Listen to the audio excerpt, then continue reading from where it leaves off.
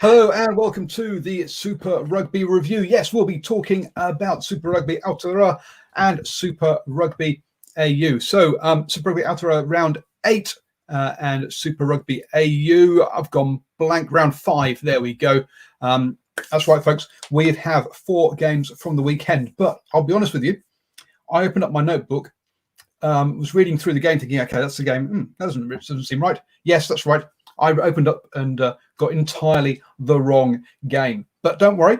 Hopefully, the game now I've got written down and the stats I have on screen will match. Maybe, just maybe, I'll be able to recollect something of it. How are you doing, Arun, sir? Oh, absolutely like a blue-ass fly, just all over the place. But let's get some rugby on, and that'll help to get some stress levels down. Oh, I thought you were just going to say, like because the Blues won. No, many things going on this presenter's life at the moment. So yeah, lots going on. Off-screen issues, off-screen stuff, not necessarily issues. Yeah, off-screen stuff. Yeah, stuff. There we go. Oh dear. So, folks, yes, we kicked off on Friday night with the Force versus Rebels. Now, thankfully, I will be able to recollect this game slightly better than Arun, as Arun didn't even see it. I did, but I can't remember that. But as I say, this is the game where I opened up the notes, looked at my notes, looked at the stats, and went, they don't match. Then I realised I was looking at the wrong game. But hey, yes, on. Hello, everyone who's joining us in the live chat, by the way. Thank you so much for joining us. Yeah, Force versus Rebels. So how did this one go? Well, we had a couple of yellows in this one, didn't we? First off, did we? We had we had 2 yellows. You didn't watch it. I don't watch it. Deary me. Repeated Nazarani, basically repeat infringement, didn't roll away on his 50th cap, by the way. So congratulations to him on his 50th cap. So that's gave the Force an advantage. And look, they got themselves a try, but they also conceded a try during that time. So not particularly good for them during that time. And the Rebels managed to even things up on half time with a kick that bounced off the post to go over. So yes, it was, and you got to say, I think the Force in that first half, look, they had the possession, had the territory, but they just did not have the clinicalness to get over the line and to get the points. There's I've got a whole bunch of scribbled notes here. And so the Rebels are playing some crazy rugby, crossfield kicks in their own 22, trying to play out of their own half like that. They had the more powerful scrum, but they didn't really get any joy from that in that half. The Force did very well to get the ball in and out there. I think perhaps the Force should have come up, should have been ahead at half time. They'll have felt aggrieved to be on a level pegging. Come the second half, and Thrush got himself a yellow card. And let's be honest, that had been coming all game. He decided, I'm captain, and I'm also going to be enforcer, and I'm going to be everything else as well. To me, that yellow card was coming. He was going to pick it up sooner or later. He was just getting involved in so much stuff around the park. And then we had the Rebels went ahead with the penalty. The Force got themselves a try to go ahead. The Rebels came back and then went up, and then the Force on 63 minutes evened things up. They then had everything set up to win the game, just to miss the kick at goal. Hodge also tried, and his one came up. Well, it was early drive was on the Force. Hodge also had a shot that came up just up short. And then we went into super time. Now, let's be honest. A lot of us went into the super time thinking, "Oh dear, this is going to be horrible. We've seen super time before." But to be fair, this super time was really kind of good and quick, because essentially the Force just could not gather the ball and which gave the Rebels field position. And of course, let's be honest, that previous super time was all about kickback, trying to get field position. Once the side gets field position, then they're going to go on the attack and try and score, which is what they did. Nazarani, in the end, bashed over for the try. Thrush was the guy who actually failed to collect the kickoff. Yes, one of those rare occasions where you'll have a try, but no conversion is actually taken. Now, teams, we have seen very, very occasionally people turn down the conversion because they need to get another score, and it speeds things up. But in this case, yeah, there was no conversion because that was the golden point that won the game. So congratulations to the Rebels, but boy, did they make tough work of it in there. So the Aaron says, yeah, the Force missed one from in front, about 3 minutes left. I think Hodge missed one as well on 80 minutes, but that was short. So they both had their opportunities, but didn't get around to actually scoring it. So yes, thank you everyone in the live chat. Yeah, Nocturnal Rights, you're right. This was Nazarani's first game back, and he was an important part of this Rebels team. He is a really good player.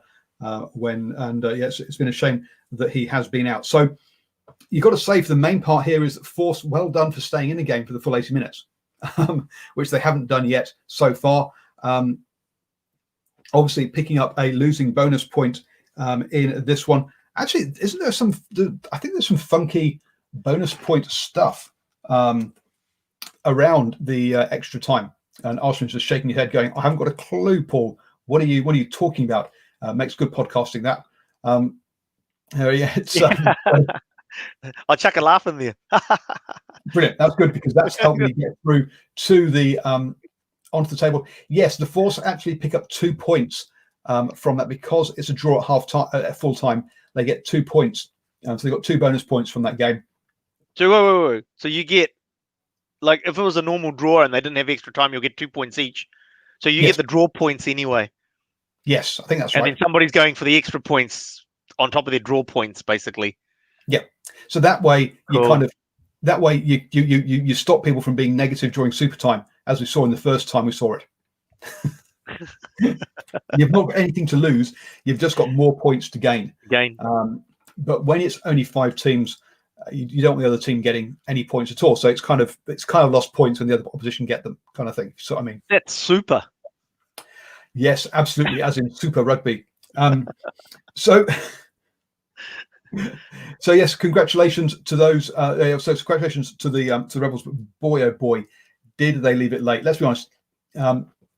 There's not the kind of performance that's going to upset the Brumbies or have the Brumbies turning in their sleep. So nothing. So the Rebels are going to really need to up their game from that one. I think part of the problem is Matt Tamua, to be honest with you.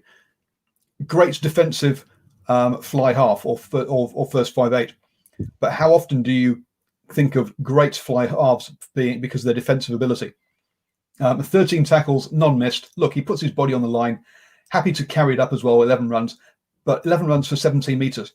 I don't want a crash ball 10 personally. Crash ball 10s are not particularly good. Come on, Paul, you're from England. You should be used to crash ball 10s. No, I'm used to 10 who catch it, just kicks for the corner. Kicks for the corner. Maybe occasionally ships it on, but on the whole, just gets it and kicks it and ignores everybody outside of him.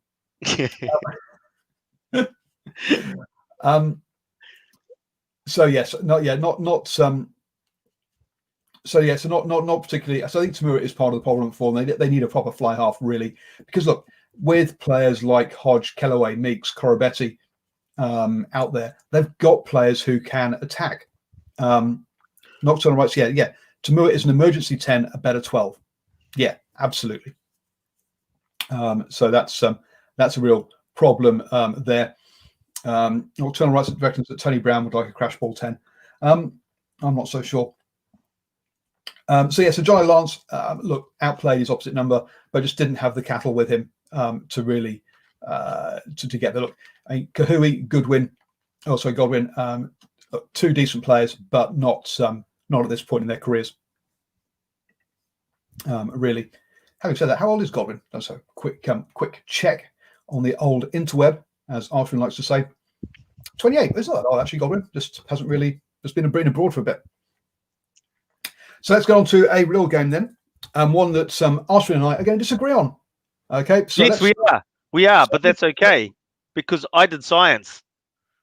You did. I did physics. And now remember, we're going to keep this civil. This isn't Twitter. We just shout at each other and try and point grab. I'm going to start talking over you now. So look, Chiefs come into this having lost the last 6 on the bounce. Now it's 7 on the bounce. Saw a good tweet, and I've gone blank as to who it was from. He's like, what kind of reaction would Jim Case was like, what sort of press would Colin Cooper get if he'd had a record of 0-7? Actually, I thought you were going to say you saw a good tweet, and it was going to be, what's the area code for Hamilton? 07. Yeah, I saw that one from Paul on Facebook. I think that was it actually. And I'm like, yeah, okay, whatever. Now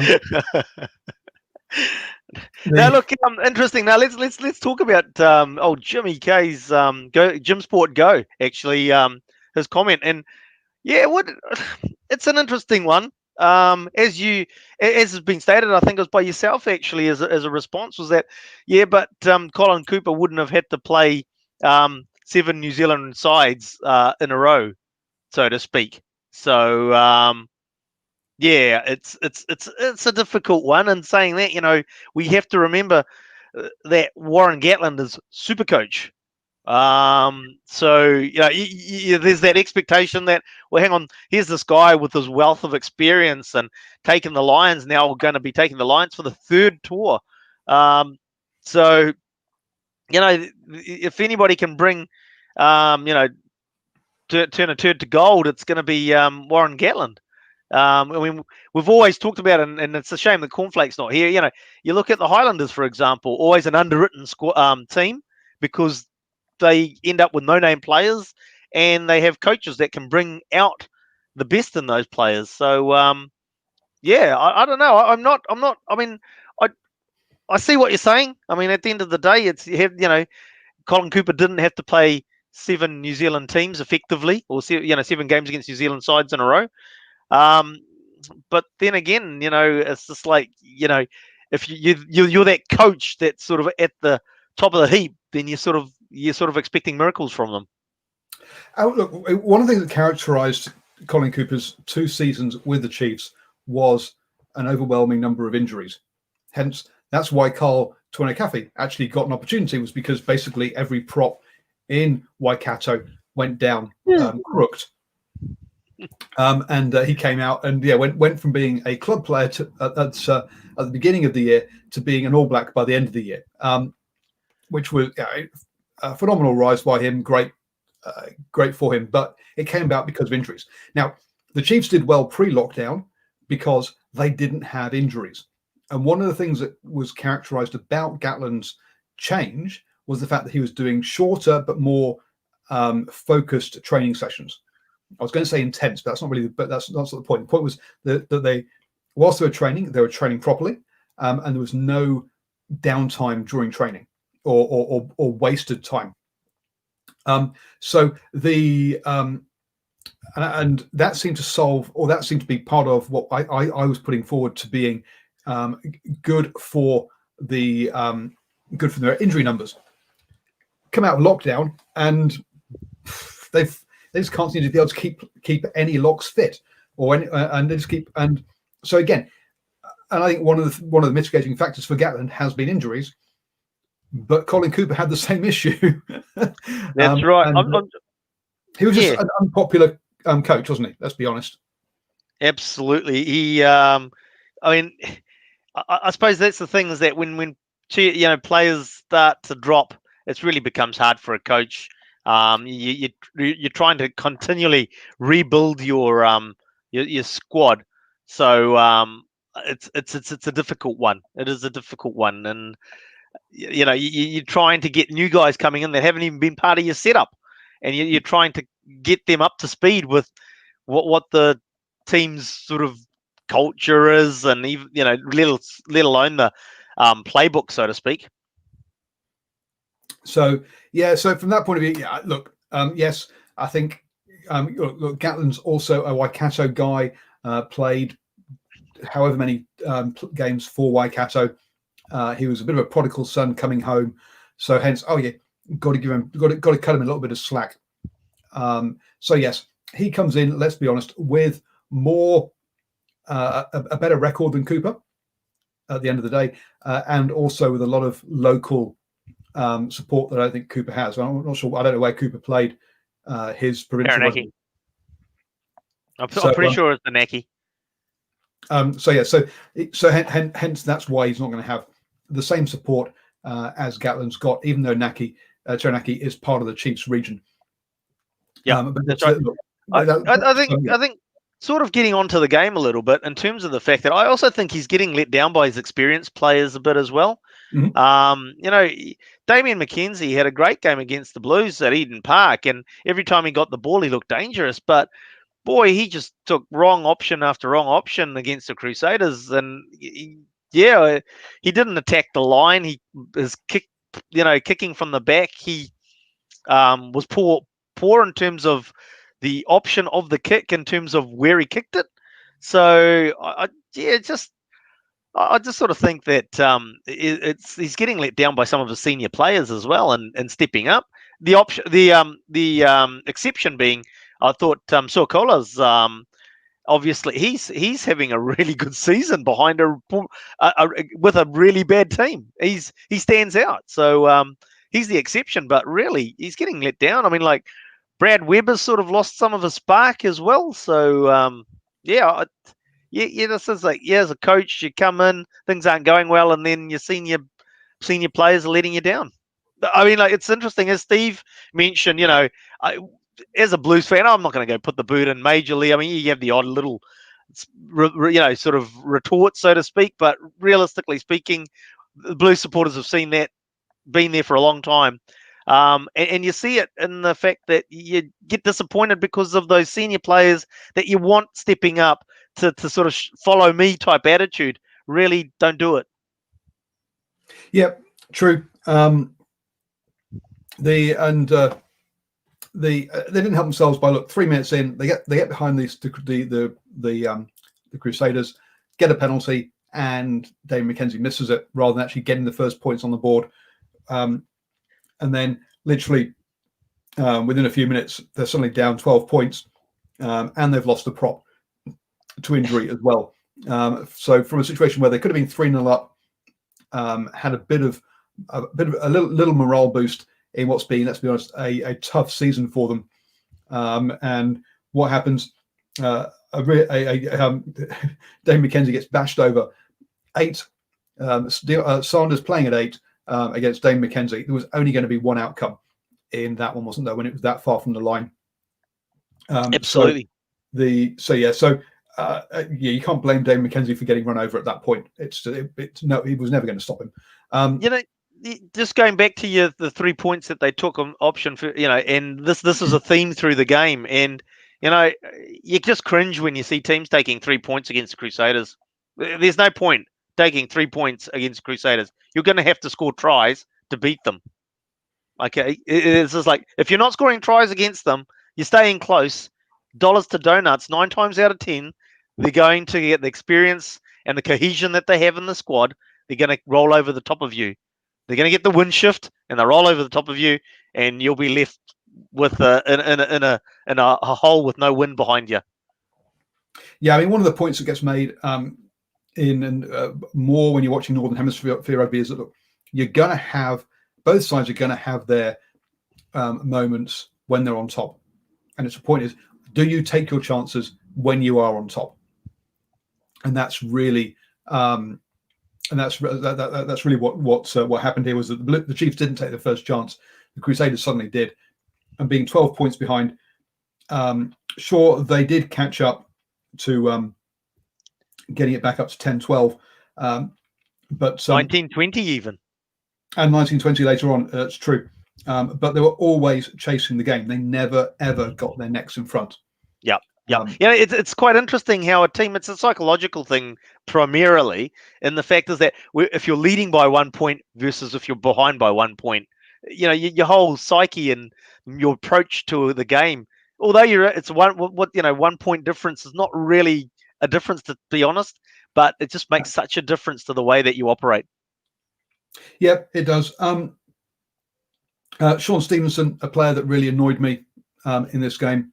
Look, here's a guy that's got lots and lots of skill, but I'm sure he's not actually lazy. Okay, don't get you can't get to this level without if you are fully lazy. But the style of play and the way he does things at times appears to be lackadaisical. Like at one point during the I think it's during the second half, the ball goes to ground and he fly kicks it. It's in his own 22. If he just dropped on that ball and claimed it, then the Chiefs get the ball. But no, he has a fly hack at it, doesn't go anywhere, and the Crusaders get the ball back. It was a pretty disappointing effort at a fly hack too. I mean, it's like watching a bunch of under sixes trying to hack a ball ahead. The ball's right in front of him. It was a pretty poor miss. And I like you agree. It's just like that's where you drop on the ball. You stop, drop and roll. Another time he had a good break, but held on to the ball too long. And it's just like, he's doing so much right, and then moments just let him down. And it's interesting who you talk about. I mean, like, he got the yellow card too, didn't he? Yeah, he did. Yeah. Yeah, he did. And it's just like, why did he turn his hand over? His hand was actually facing upwards, and for some reason he turned his hand over to try and catch the ball Fijian styles. And it's just like, you're left scratching your head. But it's like the other thing with the Chiefs, and again, as a Blues fan, being there for some reason, everybody's just trying too hard. So many times, and experienced players, they've got opportunities in front of them. They need to draw and pass, and they try to beat the man and be the hero. And it's just like it went on and on. Yeah, there's a point there. I guess it's part of it is players. Look, we're struggling, so I'm going to try. Maybe there's certain of it. I'm going to try that extra hard to lift the team and carry us. And in the end, they actually make the wrong choice because they're trying too hard. Now, there might be an element of that through some of these things that we are that we're saying. Okay, then on the hour mark, I will describe it as per the referee. Yep. And then Ashwin will describe it as per the rest of the world. I think as per the rest of the world, and as per physics. As per physics, I will explain as per physics why the decision was wrong. So go ahead with what happened. So the ball gets past, and I've forgotten who the player it was, but he doesn't take it cleanly. He juggles it, and as he's running forward, juggling it, the very last touch that he makes is with his hand coming back towards the front of the ball. Therefore, it comes out of his hand backwards. And then drops to the ground where everyone looks at it and goes, yeah, it's been knocked on, but Trevor Reese does the right thing, which is pick up the ball and play on until play the whistle, and walks over, puts it down, fully expecting to get called back for the knock on. You can tell that in his body language. Now, from the main camera, where basically the player's body is in the way, looking at it. Quentin Strange, thank you, Stephen. Where Quentin Strange's body is blocking what's happening with his hands, it's a no-brainer that it's a knock-on. From the reverse angle, when they look at it with the TMO, you can see that last touch, is with the hand moving backwards, touching that ball.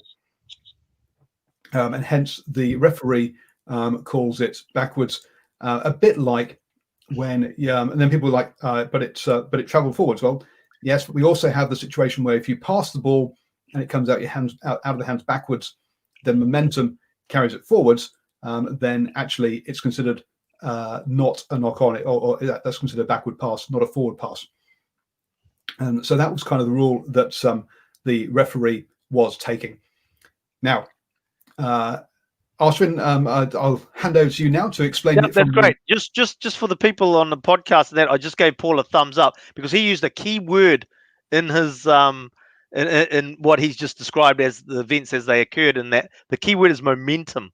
And what happens is Quentin Strange is going forward. He loses control of the ball, and the ball therefore is propelled forward. Now, what happens is he uses his hand in an attempt to bat it back, and whilst he bats it back, he does not stop the forward momentum of the ball entirely. Therefore, the ball is still traveling forward, and at no point did it stop traveling forward, and therefore it's a knock on. So I'll use physics to explain. If the ball has left Quentin Strange and it's going at 10 meters per second in a forward direction, and Quentin Strange uses his fair hand to slap the ball back and is able to apply force of 2 meters per second backwards, that means the ball's still traveling forward at 8 meters per second, which is exactly what happened in the game. So the ball is still going forward. It doesn't matter the fact that he got his hand on it. If his hand had only just touched it and managed to just touch the ball, that means that he would have got zero force on it, and the ball's being propelled forward at 10 meters per second, unless he was able to bat it back to the point where it's actually traveling in momentum backwards. It's not a knock on at that stage. But he didn't do that. It was a knock on every day of the week and twice on Sundays, as our friend of the show, Stephen Harris, would say. Now, and it's simple physics, and you can't argue with physics. Well, as Donald Trump might say, yes, I can. I'm an expert. Happy lefty quoting Donald Trump. Oh my God, the world's gone crazy. Now, a couple of things that came up in the chat on Twitter when I tweeted out saying, "Hey, this is absolutely fine. The last touch without the back of the hand," was this one that Jordan's made in our chat here. Juggle equals lost control. Yep. If you go and look at the law book, at no point anywhere on the forward pass does it mention control. So control is irrelevant. It's how it all that matters. All that matters from the law book point of view is what happens to the ball after the last touch.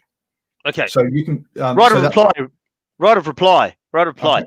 Now, the fact that Jordan has mentioned juggle equals loss of control, it doesn't matter the fact that because referees, since Adam was a boy, have always used that statement. Have actually used that statement. He never regained control at any stage. So that's a knock on. It doesn't matter that they might have caught it and whatever. They've used that comment so many times. Not an individual referee, multiple referees have used the term loss of control. Quentin Strange, at no point, he swings his arm back. Doesn't mean he had control of the ball. And he didn't have control of the ball. He just swung his arm back and made some contact with the ball. If we didn't change the law book every single year, you'd have a point. But as we do change the law book every single year, what has been said in the past bears no relevance. Look, as you say with financial instruments, okay, past performance is not an indicator as to what future performance might be. Fake news. So, and this is one of rugby's problems, right? Is that they do keep changing the laws every year, except for every World Cup year, and then even then they sometimes do, which is why so many people have gone like, when I played, or like kind of everything I've seen over the past 20 years means it's this. Well, sorry, folks, but the interpretation can be, and blah blah blah. So control. And that kind of stuff isn't actually in the law book, and so it doesn't. That doesn't actually that doesn't apply to this situation. Now there is a quote in there saying the word possession, and depending on how you define possession, you can say he never actually got possession of the ball because he never actually controlled it or never actually got hold of it. Now, at the end of the day, law book aside and all that sort of stuff, if it walks like a duck, if it talks like a duck, if it walks like a duck, it probably is a duck.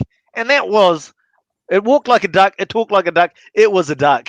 And the only people that thought that it wasn't a duck were the three men and the guy watching the TV screen in a little room by himself. That's the only people, because even Now, the Crusaders were basically meekly saying, "Oh no, that was a try every day of the week." and Aaron says precedent rules in law. Yes, they do, but they don't. Precedent does not rule in rugby because they keep changing them every week. So we have to create a new precedence. Exactly. Yes. Now, in these times where we have new precedences. Now, my main problem with the commentary team was that they didn't listen to what the referee said, and never explained that to the viewers as to why he called it that way, even if they disagreed with it. So come on, commentators, listen to actually what the referee is saying, please. Oh no, I think I'm going to disagree with you there. I mean, I'm not a great fan of Justin Marshall's in particular, but I actually did think that they did state the fact that they've ruled that Quentin Strange has batted it back, and they just said we disagree with that. I felt that's what they said. Well, okay, that's not how I felt. They said it anyway. So that was a big controversial moment. As a lot of people said, that took the wind out of the Chiefs' sails. Also put the Crusaders up by 2 scores, which obviously makes it very difficult to come back from.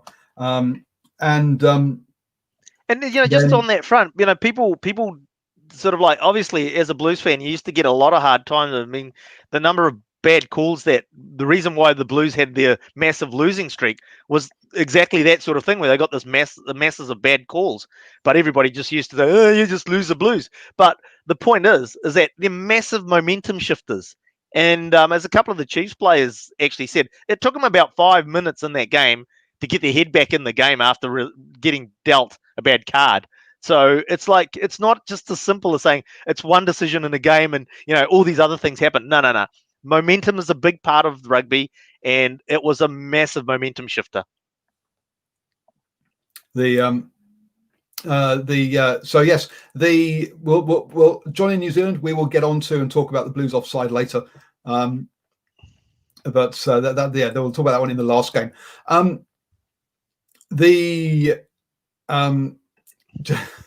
Justin Marshall on the rules committee.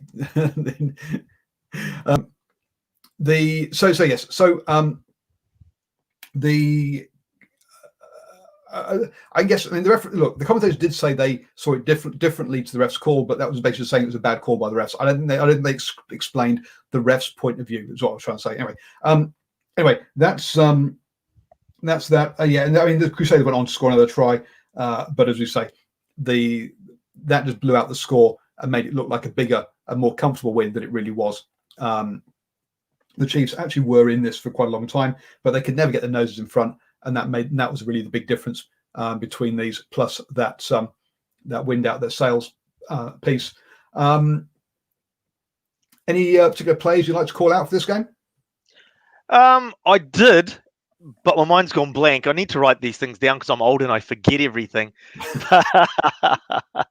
Oh, look, I mean, I just sort of think, I can't remember whether it was, who was it? No, it wasn't Cruden. It might have been McKenzie, but, the Chiefs, I think, as we said, we go back to it, it's just like they're just trying too hard as well, and trying to, there were times when it was still a close game, and I can't remember, I think it was Damien McKenzie, might have been someone else, but there's Cruden on the inside, and he was pretty much free. He would have been tackled, but then he would have had the inside back to Brad Weber, and nobody would have stopped him.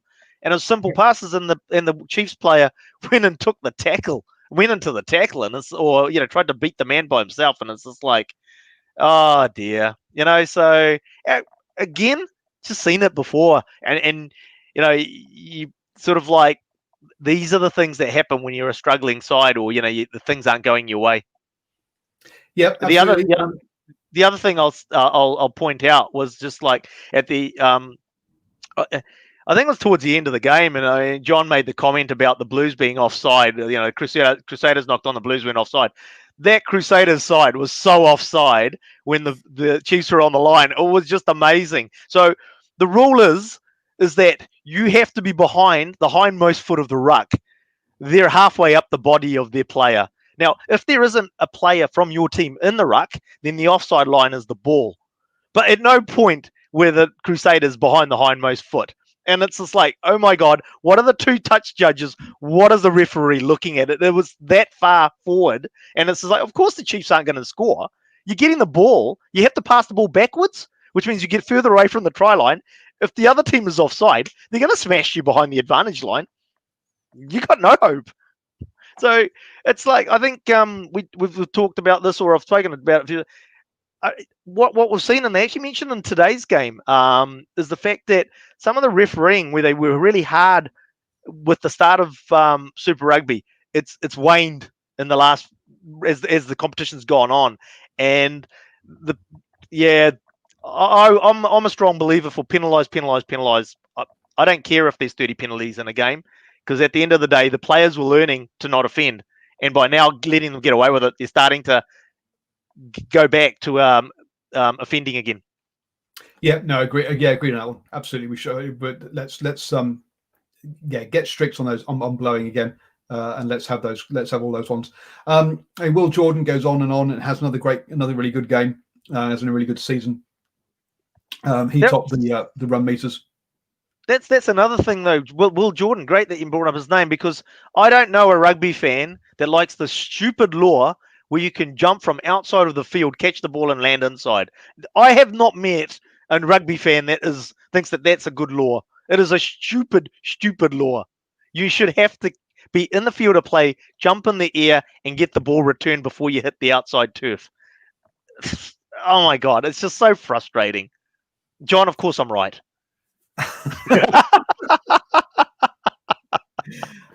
Sure, okay, and we can complain about that each week if we want to, but at the end of the day, look, that's the current law. What I found interesting though was that you weren't allowed. So Sever Reese did this one where he jumped from out of the field of play and knocked it in, but didn't catch it and landed. He said, no, if you're jumping from out of play into play, you have to actually catch it. You can't knock it in. Whereas if you're jumping from in play to out, you can knock it back before landing. An interesting one there. Anyway, but anyway, we'll just a slight one there. Tom Sanders, obviously, I think had a decent game at 8. Obviously, in there with Feshu Douglas being injured. Who else was? Paia, perhaps, I think, is slowly but surely finding his way at this level. Yeah. The other thing I'd like to say, I sort of think, and talking about the Crusaders, because we've talked a lot about the Chiefs, but talking about the Crusaders, I think obviously they're a well-drilled unit, but the difference between the Crusaders and pretty much every other side in Super Rugby at the moment is Richie Mo'unga. He's playing on a different level to all the other 10s in the competition, and he's the one that's basically doing it for the Crusaders. You go back a few weeks, and the Crusaders have Brett Cameron on the bench. There's no way Brett Cameron gets to strip up and sit get some splinters on the pine. There's no way he's coming on the field unless Mo'unga gets injured. Or they're miles ahead like they were this weekend. Brett Cameron, now, remember, here's a guy coming on to play 10. He made one pass, which shows you how long he was on the pitch for. And when he was on the pitch, everyone was like, get out the way. You're not allowed to touch it. You're no good. So anyway, so congratulations to the Chiefs. Look, that just obviously makes it more likely they're going to win the Crusaders. Crusaders. Chiefs aren't winning. Chiefs are winning the wooden spoon. Oh, dear. So then we had the second game on Friday night, which was the Saturday night even. Jesus. I'm looking forward to getting to bed tonight. I tell you, I can get some sleep. I'm probably sleeping all tomorrow as well. So do sign in for the morning sports briefing at 7 a.m. tomorrow morning. You might find me a bit all over the place then as well, caught up on sleep at that point. But hopefully Monday, I'm basically going to sleep all day. Brumbies versus the Reds then. Brumbies dominated the first half. Should have had the game put away. Couldn't score to save their lives. Somehow led 14-3. Should have been 21, 28 points up at that point. But really, I think this game summed up by the fact that Brumbies don't get penalised against the Brumbies, otherwise you're going to lose. Really, yeah. That's it. Cornflakes, just a tweet from him over the weekend, and responding to a tweet is just like, the Brumbies forward pack is clinical. Well, no, not really. Well, yes and no. They're clinical when it comes to driving more 5 meters out from the try line, but their scrum went backwards.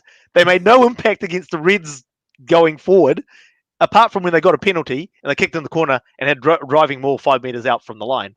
That's it. That's a clinical. That's their game plan. I remember going back, not last, it was a few years ago now, and it's just like so infuriating. The Blues were playing the Brumbies in Canberra, and the Blues were all over the Brumbies, but like the Reds, they give away a penalty, they got kicked to the corner, and yeah, the rest is history sort of thing, and that's all they had. And it's like, again, Reds were the better team, but Brumbies played to their strength and came out the winners. Yeah, absolutely. The Reds were the better team in the second half. I'm not sure they were in the first half. Well, that last it's sort of with about 5 minutes to go from in the first 40. They made that break with a disallowed try, and that sort of they flicked the switch from about that moment. Obviously, that was ruled no try, and they came back from, I thought, was not a penalty at all anyway. And I thought from that moment the Reds were on top of that game. Now, was this the high hit where the guy basically bends over at the waist and runs head forward? Well, no. So we're basically okay. There's a play. The first 5, I think it is, for the Brumbies. He gets the ball. He's taken in a tackle, which starts off at the shoulder and then is deemed to have risen and hit, made contact to the head, and therefore it's a penalty. Now, in the meantime, that wasn't called during play, and so the ball was knocked on. The Brumbies basically went about 65, 70 meters and scored an absolute fabulous try. Yes. As Nocturnal Right saying, Jordan Petala having an absolute wow of game from that moment on. And then they go back and, check, and they go upstairs, and they ruled that it was a head-high tackle. Now, I disagreed with the decision on the head-high tackle because the contact is made on the shoulder. The player then actually goes down. And if your arm stays there, of course it's going to make contact with his arm as you're going down. To my mind, that was not a penalty, and that try for the Reds should have stood. Yeah, there was another one, I think it was in this game, where basically the ball carrier bends over at the waist and runs headfirst into a guy. And you're like, look, at some point, the ball carrier has to have some responsibility for their own health and safety, right? It can't be all done on the guy that's being run into, but that's a tackler. So, yes. One of the other points in here is the Brumbies didn't really look after the pill in this game. Turnovers was pretty crazy, and they shouldn't. They shouldn't have let the Reds back into this. The Reds, as you say, basically cleaned up their act, and their first penalty they gave away in the second half was on 74 minutes. And hey presto, during that time, the Brumbies scored no points. All 3 Brumbies tries came from line-out mauls. And this game came down to basically which kicker had the better day at the end. Where you go, and both sides missed kicks. But you have to say though that the Reds were, as I said, from that 5 minutes out from half time in the second half, they're I want interconnectedness, but their passing, between the forwards and the backs, it was just fantastic. The running style that they had, and as I said, Jordan Petala on the he was on the wing, but he was playing on the wing, or was he just always out there? I don't know, but he was just making good yards and getting them going forward. And it was great rugby to watch. It's the first Super Rugby AU game that I actually like. I started off watching sort of like this, head down, and then I was like, oh, actually, this game's not too bad. Yes, Jordan Clark. Sorry, Paul, interrupt. Petala needs a haircut. How the hell can you play rugby when you got hair in your eyes? Talking of haircuts, there's a good reason why Fakatava's not been allowed anywhere near a TV camera recently. What the What hell? the, what's that? It looks like he's wearing something at the back of his head. It looks like he's got some sort of lion's mane. Yeah. Suddenly, I wasn't sure as to whether he had like whether it was some sort of cushioning. But it was a strange head guard, so that when he falls backwards, it cushions his head from getting concussions. Yes. So yeah, for those of you who haven't seen it, Fakatava's as rural Kiwis say, business at the front, party at the back. That's not just a party; that's a dance party. That's just a rave. That's that's a party on acid, big time. Now we've had a number of players do some weird bleaching stuff, and the Blues. Let's be blunt. Sorry, the Brumbies won with a penalty after 82 minutes. Congratulations, Brumbies! You won 22-20. No, but hang on, before we go there, we really do have to say, at the end of the day, the Reds did let themselves down, right? Because they had that penalty and the line out on about the 79th minute, which if they take that line out, kick it out, they've won the game. Yeah, I mean, we had like 6 or 7 turnovers in the last 2 minutes. It was crazy rugby. Both those. Actually, we should just touch on the Australian table at this point then. So Brumbies top table on 18 points. They've all played 4 games now. It's halfway through. Reds second on 11. Melbourne Rebels third on 10. Waratahs on 6. And the Western Force on 2. So, yeah, it's clearly Brumbies well out in front. Reds and Rebels fighting it out for that second and third place. Waratahs and Western Force down in that 4th and 5th.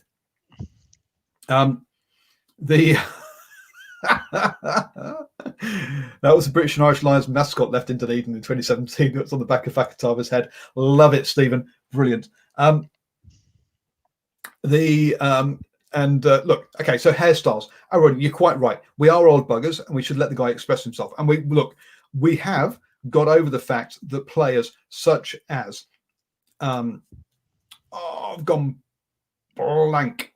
Name a team. Captain of the Blues. Paddy. Tui Pelota. When he had pink hair. Had pink fluffy hair, which was okay. We got over that. We got over the fact that both Rico and Akira Iwani decided to just bleach the top of their hair. And Hoskins. Sorry? And Hoskins Tutu. And Hoskins Tutu. Yeah, doing some kind of like sort of mountaintop bit on so like the sun coming up and just glancing off the top of the mountain, tabletop mountain, for example. And look, and also Sam Nock again. He's kind of semi-bleached the back of his mullet and kept the rest brown. But Fakatava just takes it to an absolutely brand new level of this only bleaching one bit of your head, because his is bright white, and he's practically, if you had him in black light, he would glow like it was crazy. And I think that's why he has not been selected for the Highlanders up until now. They basically look, okay, yeah, all right, you are a good player, but anyway. Well, it sounds like I was always looking forward to in the game when Aaron Smith would get subbed off, because Kane Hamilton's nowhere near the player that Aaron Smith is, but Fakatava is he's actually not bad. So when he came, I was like, oh, damn it. It's like, so yeah, we'll forgive him his hair. He's a good player. He's a good. I'm not sure. I'm not forgiving him his hair, but he is a good player. No one's stopping us two from trying it. I'll tell you, the one thing that's stopping me from trying it is the cost. Jeez, do you understand it? Do you know how much it costs to get your hair bleached nowadays? Anyway, that's another one. We better move on. I was becoming a personal grooming show. Arun, if you fancy bleaching my hair when I'm up in Auckland at the end of the week, how about giving it a go? That could be a laugh. So Highlanders Blues. The Blues up until today had never won under the roof. Did you realise that? Yep. So there you go. It's a strange fact. That's a long time. 2011, I think, was the first game, wasn't it? And so you don't think, oh, we must have won, and then somebody goes, the Blues never won. It's like, oh yeah, we never won. Yeah, absolutely. The last time was the game previous to that, which was played in Carisbrook. Yep. I've forgotten how the commentator mentioned it, but anyway, it's something about in the house of pain and no, Oh, not under the glass pane. now the House of No Rain. No rain. That was it. Yes. Yeah. Look, I sort of think, the game, again, when we're talking about the Reds Brumbies, and it was actually quite simple. This game was a little bit simple too. And it's funny because somebody mentioned it. I can't remember who it was. Is about Nocturnal Rights about the Reds being the better team and having lack of game management. And it's the same case for the Blues a bit in this game as well. As the fact is that they're actually very dominant right through the game. But the lack of game management is what basically kept the Highlanders in the game. You look directly after the restart for the second half, and there's all that pressure, all that time, getting multiple penalties on the line against the Highlanders, and it's just like, why they take the ball out, they take a scrum option off the penalty, and it's just like, your scrum is dominant. Keep the ball in the scrum and just try and power them. You're going to get a scrum penalty, or you're going to get a pushover try. Why would you pass it out before your forward packs even made some momentum forward? So I thought it was really poor game management. Then there was a time where they got the advantage 5 meters out from his penalty, and Beauden Barrett sort of puts a sort of low percentage play for Matt Duffy, a kick up into the corner for Matt Duffy to take. And it's just like, you've got the advantage. Advantage goes on for 80 minutes. So why would you give the ball away like that when really he wasn't in a good position? It's funny because the option wasn't too bad, but he just wasn't set up to do the kick, to execute the kick well. And it was a low percentage play. So game management, if they'd done their game management better, then I felt that they would have put the Highlanders away a lot earlier and by a lot more. Yeah, look, we know Matt Duffy's good in the air when he gets it right as well. Look, I wrote this in caps at halftime: turnovers killing Landers, discipline hurting Blues. And to me, that was essentially the first half that finished 16-24. Is that the Highlanders would turn it over, the Blues would get it wide. Basically, where's Caleb Clark? Give it to him. He'll get at least a partial break and offload it to somebody, and off we go, boys. And it was basically him or Rico out wide, trying to get through. Now, with the Highlanders playing, and with pretty much every team now playing the out to win, or someone rushing up and cutting out the outside, the Blues knew there was space out wide, and you could see Beauden Barrett just trying to get it there any way, which way he could, which was basically the crossfield kick or triple missed passes, and just saying, right, let's just get this ball really wide because we've got quick guys out there who will hurt you. And we're flooding the outside channels with support runners as well, and that kind of worked, but it didn't work often enough it did work often enough. But a 16-point lead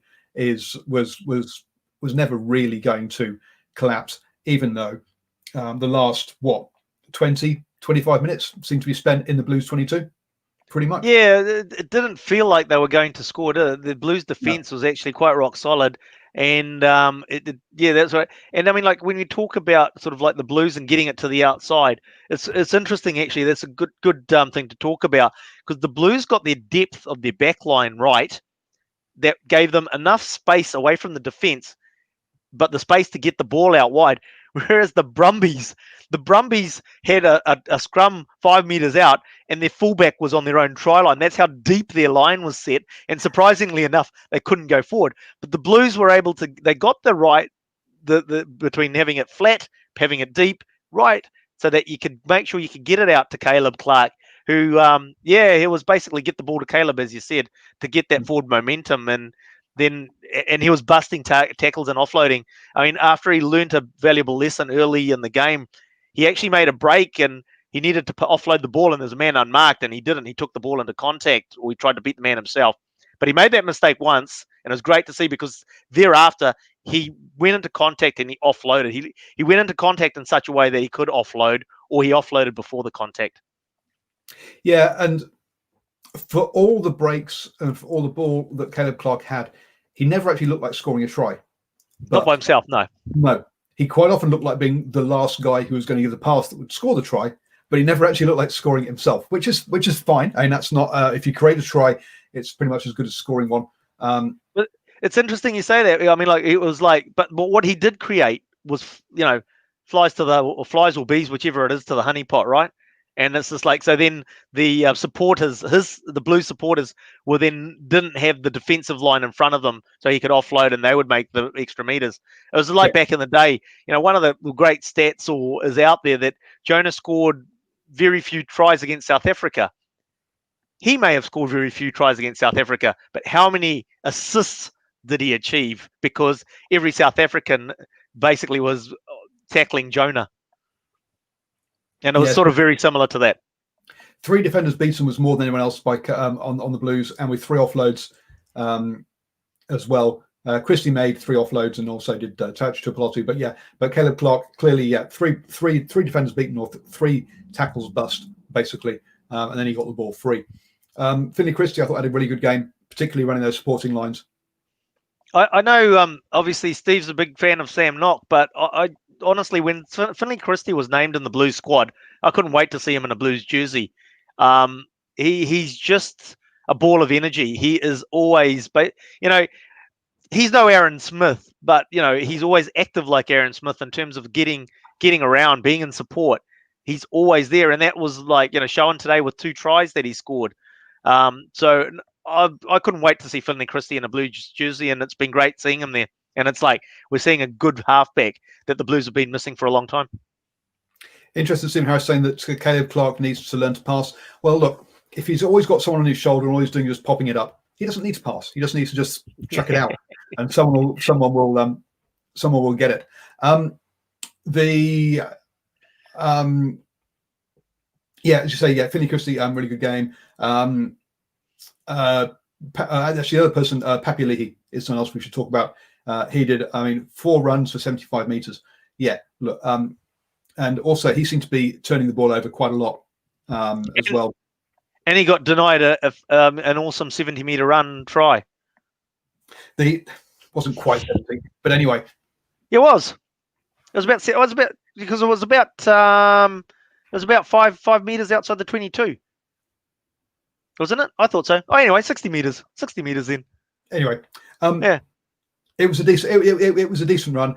Now, so what happened with that one was that Carl Tuanakafe was in an offside position.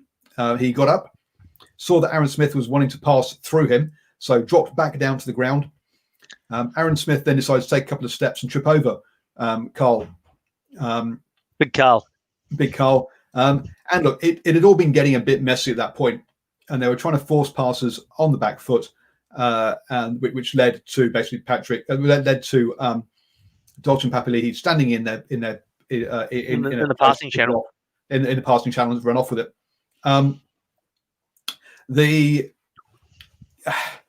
Look, at the end of the day, did Aaron Smith milk it? Maybe. That's what the very good scrum halves do.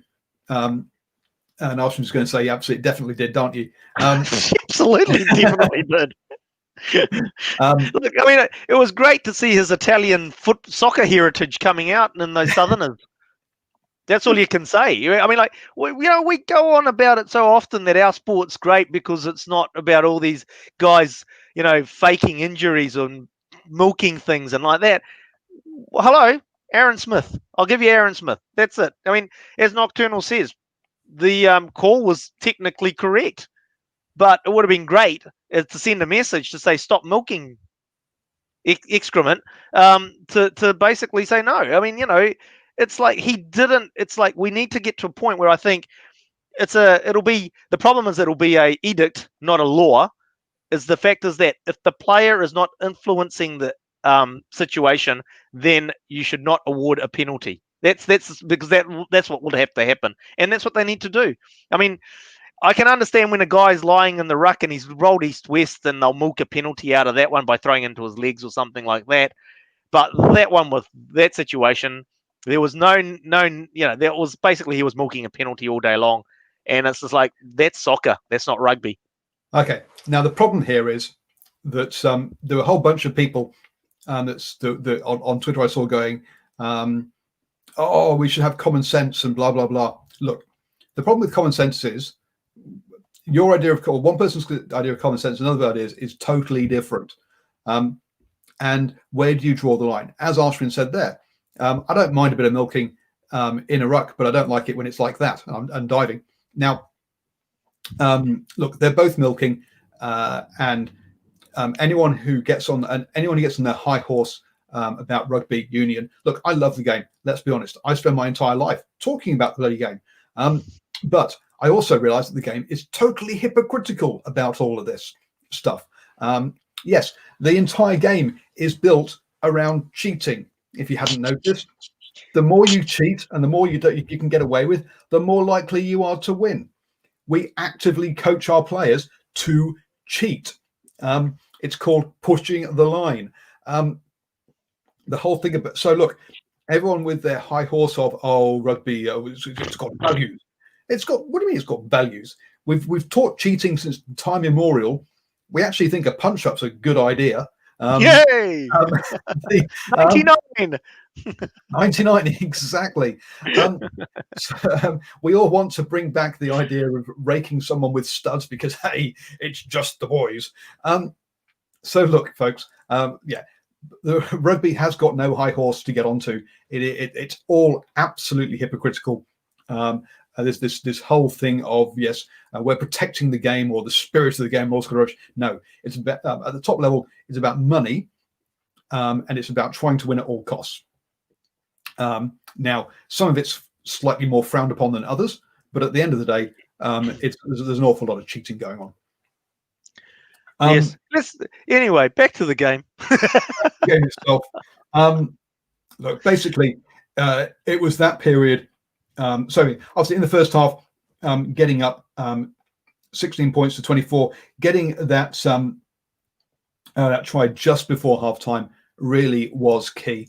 To go from 1 point lead to a 2-score lead, going in at halftime, coming out after halftime, having a fantastic kick chase after the high kicks. They could drive over the ball, get territory, and pick up another 5 points. And suddenly you've in the space of 3 minutes either side of halftime, typical Crusaders, you might say, from the Blues. They've gone from 16-17 to 16-29, and it's pretty much game over. Actually, that's actually an Auckland thing. So that was first done by the Aucklanders back when we had the Ranfurly Shield for 60-odd defences.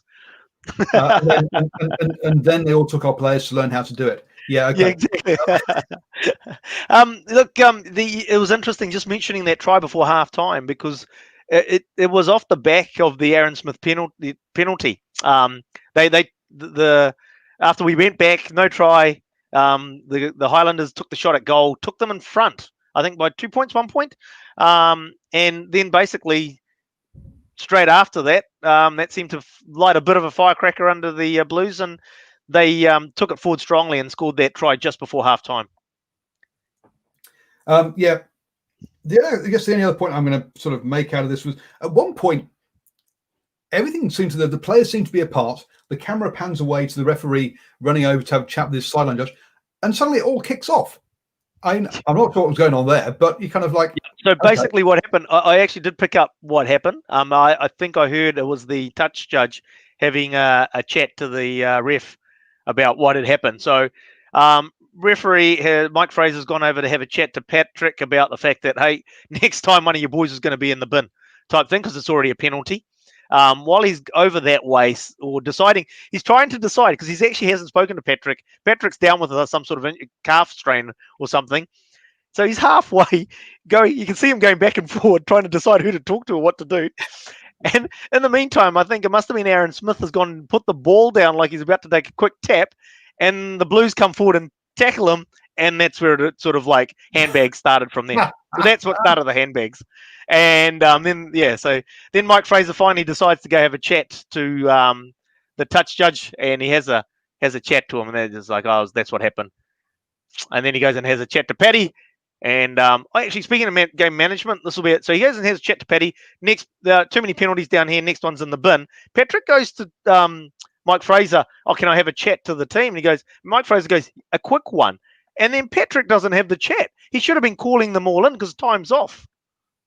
And there's a, the Crusaders did that the night before in terms of, they got the warning, and Sam Whitelock, 150 matches of experience, says, brings the boys in. We know they don't talk about the fact that stop giving away penalties. They just basically say, let's D up. We've got to keep them out, and we want to get the ball and get it down the other end of the field. That's what he's going to say. That's what they're going to say. But it gives a defensive team that time and, to regroup, doesn't it? Yeah, it does. But then, okay, so they get the warning, they kick to the corner, and what's the first thing? The next thing we do, we see a player driving early while the guy's in the air, and it was like yellow card. It was I was like, yeah, okay, look, yep, that's right. Being warned, literally the play before this, that the next one gets a yellow card, and actually. And the thing that I think the disappointing thing about that yellow card from Sione Mafaleo was the fact is that apart from in the first half when the Highlanders kicked into the corner for the very first time and scored a driving maul try off the back of that, at no stage thereafter did they look like actually achieving a driving maul try. So they actually they shored up their defensive patterns for the driving maul, which they've actually had pretty good during the season. That's really good England, I know, but they've had pretty good during the season their defensive patterns around the driving maul, which is really strange for a Blues fan to see after all these years. And so he didn't need to actually do that. They were actually holding them out. Yeah, it was a bit of a strange one at that point as well. You mean you had, I think it was, you'd replaced 2 back row forwards with 2 locks. So you had 4 locks and then only Akiri Wani. Akiri Wani's like, Akiri, you're going to have to pack down an open side flanker because we've got locks on apart from you. Like, bloody hell. He has done the job. He has done the job for number 7. But yes, but you're going to say, geez, we're not getting away from this scrum quickly to tackle people, are we? Let's be honest. When you got an 8 and 2 locks. So that was an interesting one. I was very happy that Scott Gregory had a decent game, particularly in that first half.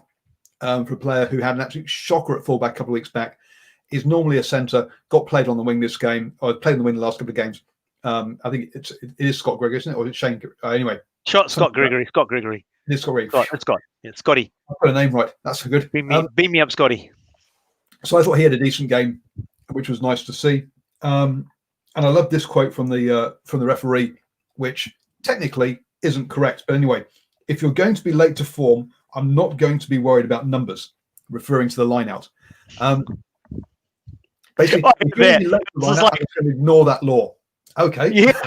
It's like, every team is late to the line out. So does that mean that every incorrect numbers is now going to be ignored going forward? Has a precedent been set? Until next week when they change the laws, yes. For that game, a precedent was set. So I found that an interesting one. And to a certain degree, I get where he's coming from. If you're going to try and hide how many numbers you've got, then the opposition haven't got a chance to get the right numbers. But yeah, it was a strange one to hear the referee say. Well, it's interesting because in my mind, whether it's the Blues, any team doing it, Blues doing it, I don't really care. I hate the fact of these little conference and seminars that they have before the line out. It was actually outlawed. I don't know where they allowed it back in. They actually brought it in saying you cannot have a conference before a line out. And I don't know where that went. That was quite a few years ago that they said that. There was no conference that's going to be time wasting, and that's the law. So they can enact the law that is in the book because it is time wasting, and they can say they can give a warning and say, sorry, you can't do that. Next time you'll be free kicked because it's in the laws. And it's just like, I want a game speed up. I don't care if it's the Blues or whoever it is. I want to see the game speed up. And so I don't want, and the other thing is that it means that the lineout's got a better chance of being in competition as well. And the reason I can nod my head at that point is that it's been reiterated recently somewhere that that's the law, that you're not allowed to have a conference before each line out. And it's kind of like, okay, well then why do they allow it? So the referees have been told relatively recently to stop it. But nobody is. No one is. Yeah. Cool. Look, we should talk about Josh Ioane coming back. And it's just like it really did. He seems to bring a calmness to the background and seems a little bit less helter-skelter. a bit more structured. I don't know. That's the way I felt sort of watching him when they did have the ball and that. So he works. Not that Mitch Hunt didn't work well with Aaron Smith, but the combination of Aaron Smith and Josh Ioane just seems to be another level from that again. So I sort of think that was actually good to see him back and playing pretty well. As Nocturnal said. Another player, Nariki, had a good cameo off the bench. Yep. He did, and it's sort of like again, interesting you say that. When he came off the bench, he actually looked dangerous, didn't he? And you had to say that really that was the only time, especially in that second half, where they looked like the Highlanders would look like they could actually do some backline manoeuvres to sort of bust open the Blues defence. So he actually had the top meters run for the Highlanders with 63 after coming off the bench. After coming off the bench and only doing 4 runs. So, basically, yeah. It's just like you know, I don't know. Maybe they're saving him for the Crusaders at Orange Theory Stadium. Look, he's a great sevens player. He's a great player at Midas 10 Cup, where he has more space and time. The question is really, can he adapt his game style to the pace of the next level up, where it's quicker, you get less time. If you're coming on late, where everyone else is tired and you're fresh and you're a sevens player and you give them some space, you should cut people to pieces, right? But again, he's another one of these players who, again, is he big enough and defensively solid enough at that level as well? So, I think so. I mean, like from what I've seen of him in defence, he's not shirking it, and he's being successful in terms of, as I say to my boys for Saturday morning, you don't have to complete a tackle. You need to slow the player down long enough so that your supporting players can come in and finish the tackle. If you make no effort, then your supporting players don't have time to get back and help you complete a tackle or to slow play down. So he at least does that in terms of the fact that he's trying to make the tackle, which is going to slow the attacking team down, allow the rest of the team to come back and form your defensive line or come in support of that tackle. Yep. Interesting stuff. He didn't even have to make a tackle in this game. That's how good he is defensively. He just stared them down. They ran the other way. Hey, I want to before we wrap up, in case we were about to wrap up. I mean, like Nocturnal raising the shame there's not time left in the competition to see Ioane Smith Hunt combo. I just can't get over the fact that they're not going to have some sort of finals element to it. It's that's just what we used. Talking about precedents being set, that's what we just used to now is finals rugby. And I thought it would have been weird, but I still think they should have had semi-finals and finals. It's just rugby gold's going to have it. So they're going to have finals. Yeah, the way they're doing it, second and third are going to play off with, and then whoever wins that plays against the top team. Yeah, that's still something, right? And it's just like it's going to feel flat. And the fact is that next week the Crusaders could win it with a round to go.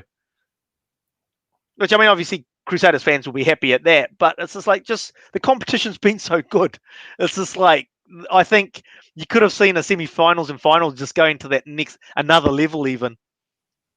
Yeah, maybe it's and again I've enjoyed the games, but I'm not that fussed about the competition, right? Yeah, I agree with you. I do agree with you on that. Yep, it's a competition. There's no jeopardy. There's no one going to get relegated, right? Yep. We know the Crusaders are going to win it. Hey, Highlanders going to knock over the Crusaders next week, and it's all on at Eden Park where the Blues will be triumphant. Right, whatever. Hey, actually, just I said this. It's just like look at the table.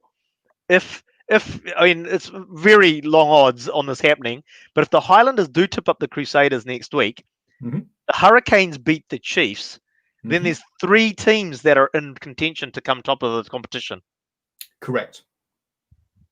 If come on Highlanders. Oh yeah, I mean, just imagine the fight. I mean, such a great competition. As I said, I've loved it, absolutely loved it. But it's been a competition that's been made up. But just imagine it coming down to the final weekend with 3 teams with the possible opportunity to win it. It might make the competition. Simon, you can't disagree with me. It's not allowed. It's in the laws of rugby. See now, if it came down to that, hey, this competition might actually look something like a really good competition having in the North called the Six Nations, which always comes, which is a fantastic competition. Now, as a competition, it's great. As individual games, they might not be such good quality, but as a competition, the quality is fantastic because it does come down to quite often The 2 or last 3 weekend. teams still in it at the last weekend because teams knock over each other. Yeah, having one dominant team, unfortunately means that this competition didn't really feel like a competition from the start. It might turn into one, but it'll be more of a surprise that it has done rather than we're expecting it to. If you see what I mean. yeah. I hear you. I hear. Everyone's back in the Highlanders are going up to Christchurch to play the Crusaders. Look, the whole world, they could have 6.5 billion people on their side. It doesn't matter. They're still not going to win it. We're a team of 4,700,000. I'm talking about the country. There's a team of 4 million for New Zealand, and there's about 300,000 that live in Canterbury. That's about a team of 4,700,000, roughly speaking. Okay, that's. Oh dear. Parry Parkinson. Yep, someone that Stephen Harris has been talking about for a long time, or for a couple of years now. Good St. Kent boy. Coming through well. Yep, another one that got lost lost out of Auckland. Don't tell me. Oh, if he's a St. Kent's boy, he's actually probably from the South Island originally, and St. Kent's went and stole him from there. Hey, like the Tongan Thor they got from Australia. He went to St. Kent's? Yeah. Oh, jeez. Did you not know that? No, I didn't realise that. He never wanted to play for New Zealand, though. He was quite early on. He wanted to play for Australia. Right. Mm. Oh, dear. So, quick look at the table then.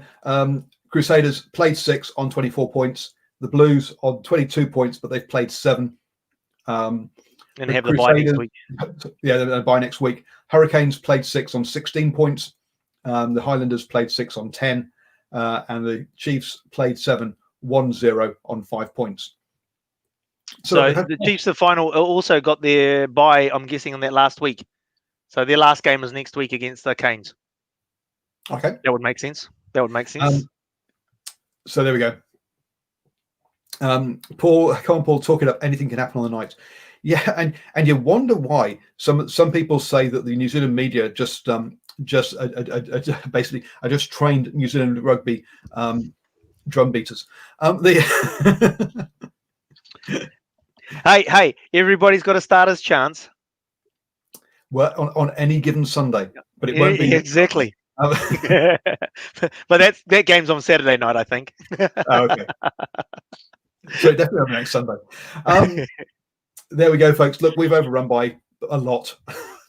We always do. Not by this much. And there's only 2 of us talking this time, not even 4 of us. I mean, geez, imagine. The Otago Highlanders can do it. Arun, behave now. So thank you, everyone. Don't forget, please do subscribe to the podcast. I would really love it if you did. Whether it's iTunes, Spotify, iHeartRadio, or your favorite podcatcher, just search for New Zealand Sports Radio. The Nocturnal Rights, this show is better than Sky Sports, Sky Pundits. You learn far more. Well, write into Sky, tell them that actually they need a new sports channel called New Zealand Sports Radio, and we'll produce a whole channel's worth of content for them. Don't you worry. We can make that happen. If you think Paul doing 23 days on the trot and tomorrow 24 of 7 a.m. mornings, well, there were a few 8 a.m. mornings at the beginning of that, doing more than 23. You said 23, dude. 123. Oh, 123. I didn't hear the 100. I was thinking it's more than 23. So tomorrow is the 124th the morning sports briefing on the trot, and I've been on every single one of them. I'm mad. But hey, I enjoy it. So folks, please do subscribe to the podcast. At the end of the day, this channel is most likely to succeed or fail on podcast downloads. That's where it's going to be. So please spread the word about it. And even if you don't listen to them, just download them all. Hey, so everybody that's on tonight, even though you've watched the show tonight, go and download the podcast as well. Yes, absolutely. Thank you, everybody. It's been a blast. Thank you, everyone who's been in the chat as well. Thank you, Ashwin. Thank you. And somebody buy me a ute. I need a ute. If you've got an old white ute hanging around somewhere, then please let Ashwin know. He'd like one on the sheeps. On the sheeps. Good night.